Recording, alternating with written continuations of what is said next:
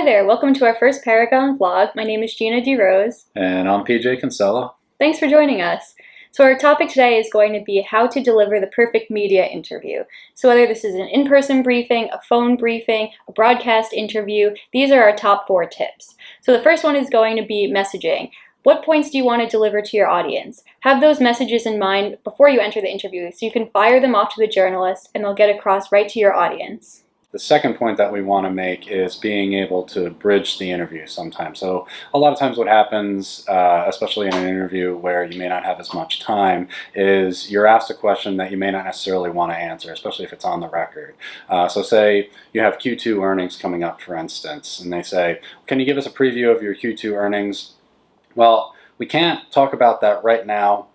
The earnings are going to be coming out next week, but in the meantime, what we can tell you is that the industry has grown by 20% over the last quarter. Just an example, but a very important facet of the interview that you want to keep in mind. Yes, and another tip in terms of managing the conversation is to pay attention to your surroundings. If you're in person with a journalist and you see they're writing things down, that means they're interested. If they put their pen down, or if you're on a phone briefing and you feel like you're taking up a lot of dead space, or there's even dead air, it's a good opportunity to ask the journalist, is this something you're interested in? Or would you like to hear more about X, Y, or Z? That way you're checking in, you're making sure you're maintaining your relevance to the reporter, and you might even bring up a topic they don't know about and would like to hear more about.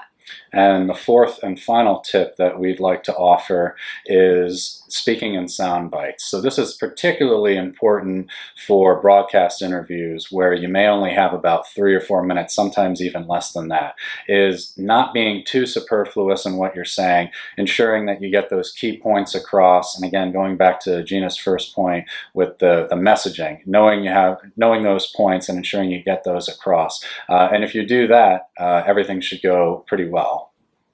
So just to recap, and a side note, something you should do at the end of your media interviews is provide a recap. If the journalist asks, or just as an add-on, to provide your top 4 key messages. That way they're at top of the mind for the journalist.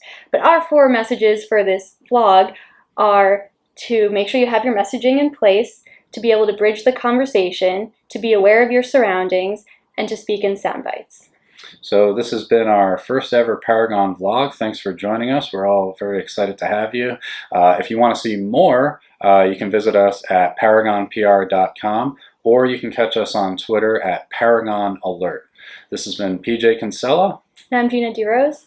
Thanks for being with us.